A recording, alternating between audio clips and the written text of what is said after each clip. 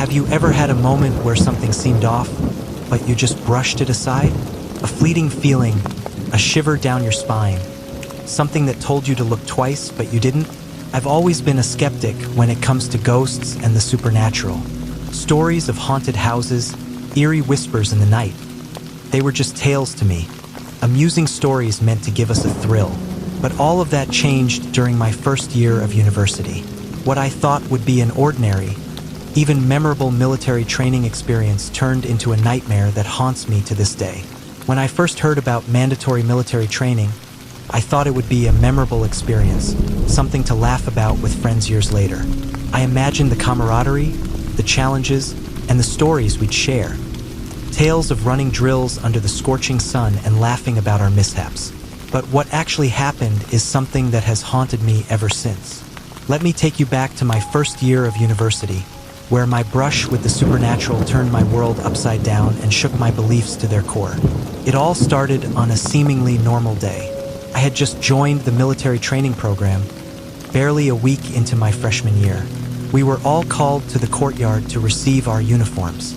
My dorm housed 6 girls, and as we rummaged through the pile of uniforms, we noticed there was an extra bucket hat. It was a bit tattered, the strap dangled, frayed on one side. We didn't think much of it. I just put it away in my locker, intending to return it later. That evening, after a long day of training, I opened my locker, and the hat was gone. I asked my roommates if any of them had taken it, but they all shook their heads. I thought it was strange, but it wasn't until dinner that things got eerie. I decided to eat late that day, around 6:10 p.m., after freshening up. The cafeteria was nearly empty except for a few students gathered near the entrance. My eyes wandered to the back, where a solitary figure caught my attention. A young man in military uniform, eating a baguette. His head was bent low, and his bucket hat obscured his face. It was the same kind of hat that had gone missing from my locker, with the strap dangling just like before. I remember thinking it was odd. Who would be wearing that dirty old hat at this hour? And why was he eating a breakfast baguette for dinner? I didn't approach him, though something about it gave me an uneasy feeling. The cafeteria felt colder all of a sudden, as if someone had opened a door to let the chill night air in. I shrugged it off, convincing myself it was just a coincidence. I returned to my dorm after dinner, but that night, I could barely sleep. At around 2 or 3 a.m., I started hearing a faint voice calling my name. Hien, Hien. The whisper seemed to float just above my ears, like someone standing right beside my bed. It was soft, almost caring, yet it made my skin crawl. I shook myself awake, heart pounding, but the room was empty. I told myself it was just a dream, but it happened again the next night, and then the night after that. A few days later, I was on a late-night video call with my boyfriend, lying on my top bunk with my head turned towards the wall next to the bathroom. My long hair draped down over the side, dangling near the lower bunk, where one of my roommates was chatting on her phone. Suddenly, I felt a sharp tug at my hair. I bolted upright, glaring down at my roommate. "Why did you pull my hair?" I demanded, irritated. She looked up at me, confused. "What are you talking about? I didn't touch your hair. Besides, I'm lying the other way. How could I even reach it?" She was right. Her head was facing the opposite direction, and there was no way she could have done it. A chill ran down my spine. My heart pounded as fear clawed at the edges of my mind. Something was very wrong. My boyfriend, still on the call, told me that right before I abruptly hung up. He saw my hair being lifted, as if by an unseen hand. He also heard heavy breathing on my side of the call, like someone was standing next to me, exhaling slowly and deliberately. The situation escalated a week later. I came back to the dorm after a late study session, and the room was dark. My roommates were asleep, and I decided to quickly wash my military uniform for the next day. The fluorescent light flickered above me, casting strange shadows on the walls. As I hung up the second set of clothes, I suddenly noticed a shadow at the far end of the room. A figure in a military uniform, with the same bucket hat pulled low over his face. My blood ran cold. It was him, the boy I saw in the cafeteria. He stood there, just staring at me. I couldn't move, couldn't breathe. Panic set in, and before I knew it, I blacked out. When I came to, my roommates were around me, their faces pale with fear. They told me I had screamed and then collapsed. They carried me back inside and tried to revive me with some lemon water. I remember looking around, seeing their terrified expressions, and realizing this wasn't just in my head. Something was truly wrong. But even after that night, I wasn't the same. I would wake up disoriented, sometimes crying, other times laughing uncontrollably. I felt like I was losing my grip on reality, and my roommates began to fear me. My parents were called, and I was sent home for treatment. But even at home, the haunting continued. One morning, as I arrived home, my boyfriend was waiting outside. The moment I saw him, I felt an inexplicable rage bubble up inside me.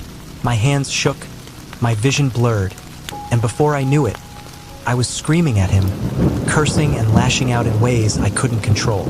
It felt like I was watching myself from the outside, unable to stop the torrent of anger.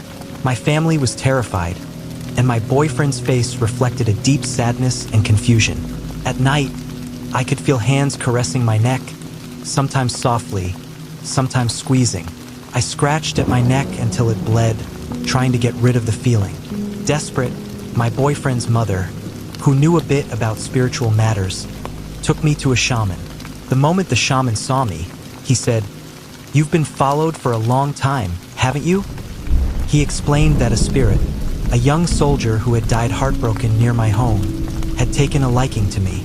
He had been following me since I was a child, when I used to play near the old military base at the back of my house. The shaman held a ritual to sever the connection. It wasn't a simple affair.